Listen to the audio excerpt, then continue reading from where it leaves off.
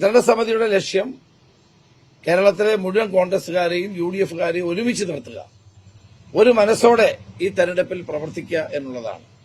ആധുനിക കാലഘട്ടത്തിലെ പ്രചരണ തന്ത്രങ്ങളും സമീപനങ്ങളും ഉൾക്കൊണ്ടുകൊണ്ട് ഇത്തവണത്തെ UDFന്റെ പ്രചരണ തന്ത്രം വിജയിപ്പിക്കാൻ ഉള്ള നടപടികളാണ് ഞങ്ങൾ സ്വീകരിക്കുന്നത്.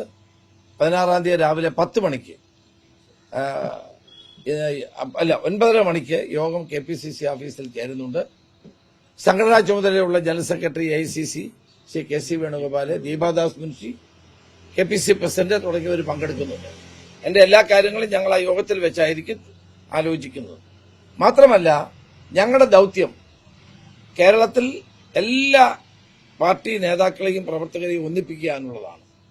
സമൂഹത്തിലെ എല്ലാ ഘടകങ്ങളെയും ഒന്നിപ്പിക്കുക എന്നുള്ളതാണ്. അധികാരത്തിൽ വരിക എന്ന് മാത്രമല്ല, ഒരു പുതിയ കേരളം ഉണ്ടാക്കുക, പുതിയ കേരളത്തെ വീണ്ടെടുക്കുക, അതാണ് ഞങ്ങളുടെ ലക്ഷ്യം.